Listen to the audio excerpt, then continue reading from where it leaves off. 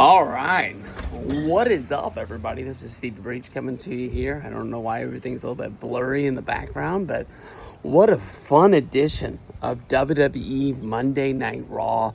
Everything was setting up Saturday night's main event. It's going to be a really, really big show. Two really big matches from the Monday Night Raw brand. Show opened with Logan Paul coming out there. Having a face-off with Gunther, which basically I think moves Logan Paul a little bit further up the crowd. Moves Logan Paul a little bit further up the card. Having a more face-off with, former champions. I really wanted him to win on Saturday. I really don't think it's going to happen. I think they're really trying to set up for that match that's going to be the night after Money in the Bank on Monday Night Raw. I think that's going to be Gunther versus Jey Uso. I think they want to put over the WrestleMania 41 rematch. Gunther getting his chance. I do like the fact that, they're making people kind of wait for rematches. I know that it was always kind of rushed, and then if you had a title change on a pay-per-view, then you would have the rematch on Monday Night Raw. If you knew that it was going to be a schmoz, that they were just trying to throw it out to get that title match to go away so they can move on to the next thing. If it was going to be a big match, or maybe the title would change back, or they were just trying to really emphasize that title change, maybe it would be on the next pay-per-view or something like that. But now it's almost like they're kind of in the storyline telling us they're going to let the guy rest up, let the guy get ready, let him,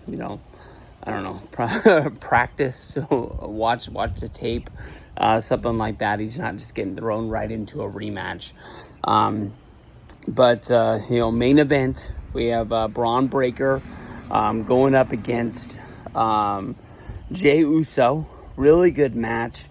Bron Breakker, man, that guy is so good in the ring. That guy is main event level. He is where he deserves to be. That guy is so fast when he comes off the ropes. I've never seen anybody run around the ring like him. I've never seen anybody hit the ropes like him. Anybody that's out there that has done the spear, that's on the list of having one of the best, whether if you think of Rhino, Goldberg, I don't know why I went Rhino first, but Rhino, Goldberg, Roman Reigns, Edge, that spear. I mean, we're early in the career, but I think he's going to get known for that thing, and it's pretty much going to be Bron Breakker's move sooner than later. I think that is going to be awesome. But it was a touch-and-go match. It was back and forth. Nobody really had the real big advantage in here, but then all of a sudden just Seth Rollins breaks the matchup, causing disqualification. I really thought that this was going to happen. I'm not trying to pat myself on the back and say, score another one for me, that I got the match right, that it was disqualification, but that's why I don't understand why it was a non-title match. If it was that obvious that it was going to be disqualification. Of course, Sami Zayn comes running down to, even the score. He's followed by CM Punk, turns into a whole, beat each other up and throw each other over the rail. They fight all the way into the back when the show goes off the air. And then right before it goes back to the air, we see Uso getting up and dusting himself off, only to get knocked out by Logan Paul. It's the third time he's knocked him out. Earlier in the show, Jey Uso came and super kicked Logan Paul, knocking him out. He was still selling the fact that he had bloody teeth, bloody gums, whatever it was, if he took the kick right in the teeth. For him to still be, having some blood in his mouth 2 hours later, I don't know what happened there. Maybe Uso really got him. Or maybe he, put it wasn't enough to be like a blood capsule or anything like that, but it's just funny that if he still had blood in his mouth that much longer, maybe he was just drinking that fruit punch prime or something like that. But, other stuff that happened in there, Rhea Ripley, she qualified for the Money in the Bank. Zoe Starks, hurt her knee, second time it's happened in her WWE career. It's funny because Kairi Sane came back during this match, and she happened to have a little mishap where it looked like she was trying to like do like a turnaround pop-up kind of thing, and when she went to pop herself up with her knees, she didn't come up. She kind of still stayed down, and I thought maybe she was hurt. And then 2 seconds later, Zoe Starks comes in for this, like, I don't know if she was doing like a drop kick or something like that, but she hit the mat and she didn't get up. And I was like, oh, it was just kind of having that weird premonition of, somebody getting hurt, and somebody really did get hurt. So it doesn't really make any sense. There was another Money in the Bank qualifier, but who won that earlier in the match?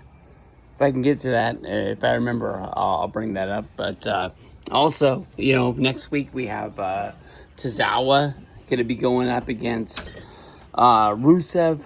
And, this is a match that Tozawa wants. It's probably going to get destroyed. Otis wasn't in the picture tonight, so they're kind of selling that Otis is hurt from the hands of Rusev. So I'm guessing he's going to kill Tozawa. We've got a 3-way for the tag team titles. We've got New Day. We've got the Creed brothers. We've got the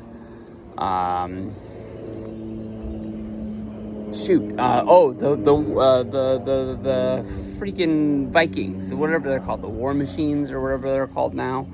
But they're going to be in there. Love to see the Creeds come out with those titles.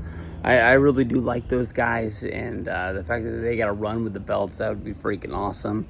Not saying that I don't like the New Day or anything like that, but it would be cool to see them sort of escape with the belts somehow.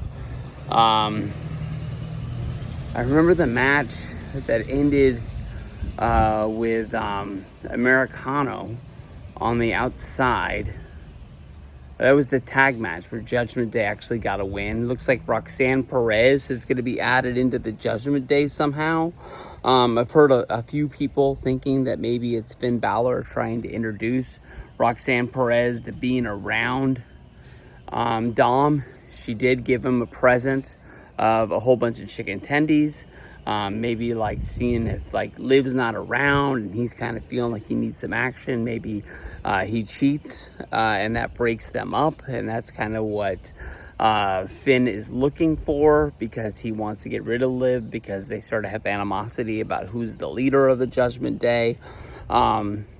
Raquel didn't want Roxanne around, said that Liv was going to hear about this. Finn said that he was happy that she was going to tell her. So it could be that. It could be maybe just Finn trying to set them up, and it doesn't work out because they're smarter than Finn is. And then Liv, as well as Dominic, they leave the Judgment Day on their own as baby faces, and maybe that's what they want. With so many people loving Dirty Dom, maybe it turns him face, gets him out of this Judgment Day ordeal of having to lose these matches.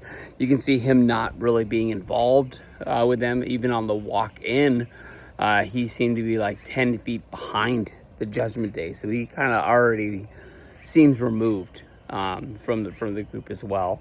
But I really don't remember who qualified for the Money in the Bank match, but Solo got in there on SmackDown. So Solo is my hopeful pick. I love him. I love rooting for him.